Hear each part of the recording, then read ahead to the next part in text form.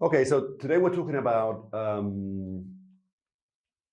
trying to give you ideas as to how your capacity, the capacity in your strategy will scale as and when you throw AUM at it. And for that, we need you to put the hat of the liquidity provider at the other end of your trade, so you understand how things work. Okay, so there's one point which is, there's three things. So one is what asset you trade and what underlying liquidity that has. Okay. So if you trade the euro dollar, you can expect more liquidity than trading something else. Yeah.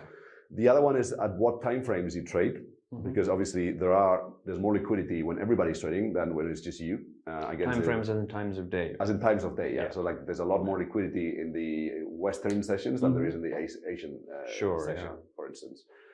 So those two I take for granted. I mean, you should know that. Now, there's a third element, which is really how your strategy fits into the risk book of the liquidity provider. And for that, there are really two dimensions that matter. One is size, and the other one is toxicity.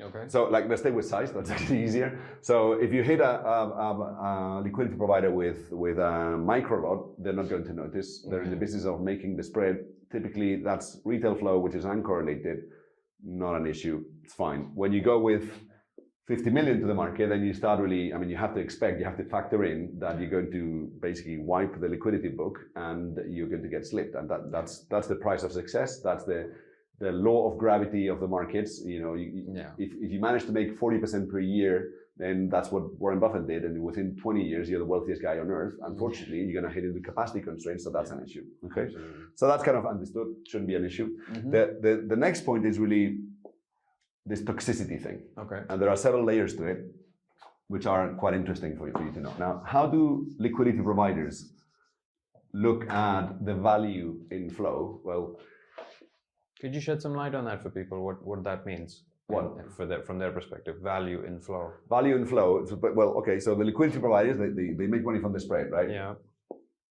The bid is. What's the other way? I always keep looking this up, but it doesn't really matter. So they make money from the spread. Yeah. So whenever you take a trade, and this is time. So if the price is here and then you buy here and it goes that way, what happens if they hang on to that risk? Okay. The more time passes, the more money they're making. Yeah. Okay. So this would be let's say in the jargon of toxicity, this is soft. Okay. Juicy. Crunchy. I like it. Stuff. I like it. More of this, please. I'm getting paid for not taking risk and making money. That's kind of free money. I love it. Free money. Okay, so this is soft. Then what happens? And then the value in the flow is from their standpoint. The way to look at the way they look at this is like a warehousing, like a warehouse, really. Okay. So I've basically bought an article right now here, and 30 seconds later, I've sold it. Yeah. I've had some capital bound in this because my capital is at risk in the situation, but then I've made a tiny margin, which was the spread, plus all that. So by the end of that, I've made this, the sum of this. This is the value in the flow. Okay, in soft flow. Okay, so the decay pattern is decay is how it changes over time. I guess this is from nuclear science and so on. So it doesn't actually. There's no decay. It actually adds. These guys are losing. So this is probably retail flow. Yes. Now, mind you, this doesn't matter on individual trades. So this is like a trading pattern across. I mean, it can happen that sometimes you go like this and you get happy, and then it goes. So we can talk about it. But the important standpoint, the way they look at it is, they want to have rotate their capital, pocketing the spread, so the shorter the time frames that they can get rid of this and pocket the spread, so they can get the spread, they can get the spread from the other guy, get the spread from the other guy, and they're basically pocketing the spread multiple times. There's lots of rotation in that one, with very little capital tied up, because if there's no correlation between the guys who go long the euro dollar and short the euro dollar, those guys de facto are providing liquidity to each other. And me, as the liquidity provider in the middle, I'm basically pocketing the spread multiple times for not holding risk. that's, life is good. Yeah. So this is green territory. What that means from your standpoint, if you're someone who's in for long positions and doesn't really care all that much about what happens in the first 3 minutes of a trade, then you're possibly going to be quite scalable. Okay, because people will be willing to grant you the benefit of the doubt and potentially, give you plenty of liquidity at this price. Got it. Right? If you wiped it, then at some point it's going to go that way. Yeah. But it's fine because typically that's your profile as you trade. So this would be kind of a green soft flow. Got it. Okay. Now, if taking this to the extremes, you're somebody who comes in and trades the news, and the price is going like this, and bam, you hit them, and boom, and within kind of 5 seconds,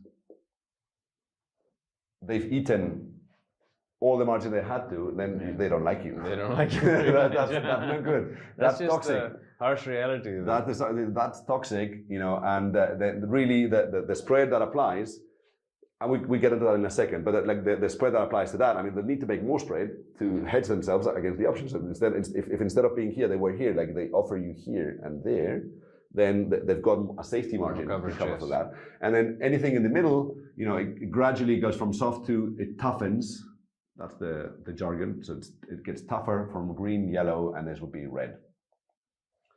Okay. So if you have a strategy which is tough to toxic, then at some point they're going to get your nameplate and they go, okay, we don't like this. This is the spread, and this is the other thing with OTC markets, because there's no central counterparty. We can be selective, not us, but like them. They can be selective in terms of the spreads they offer. Green guys, they can get zero spread. Yeah. Right. I mean, even if there's no spread, and that's how many retail brokers play things. They basically offer a very, very, very, very attractive tight spread to soft flow. Yeah. And then if you go into that liquidity pool with your tough flow, then at some point you get a phone call, which is like, okay, hi. Maybe you're not getting your P&L. Yeah. And certainly you're not getting those spreads anymore. Yeah. So, and that is basically telling you the scalability. You can do that with five grand, but there's no way you're going to do that with 100 grand. Right. So to play devil's advocate then, how would a news trader get around this issue? They find new brokers. They find new brokers. Yeah. So back when we were, I remember this. There was a very, very clever Bulgarian guy. Yeah. And this is 2015, where we just launched a broker, and no one really knows us. And then this guy who approaches us, and at the time it was the biggest account we had at Darwinex. It was like 100 grand. And I go, fuck, this is a godsend. This guy just came out of the blue, and how lucky I am. And then he basically the LPs on our behalf, and eventually we got a phone call from the LPs. Look, I mean, we suspect this is a Bulgarian gentleman who's doing the rounds with different brokers, and he's not welcome here. Very popular. So that's how they do it. They go around with 50K, and then try and make it. I mean, obviously, hey, all respect. I mean, the system is built like that, so you try and do your thing, because the feed that people are getting is artificially subsidized to attract benign soft flow, because benign soft flow is free money for the LPs. So I have an issue with that. It's like if you've got, it's a give and take, right?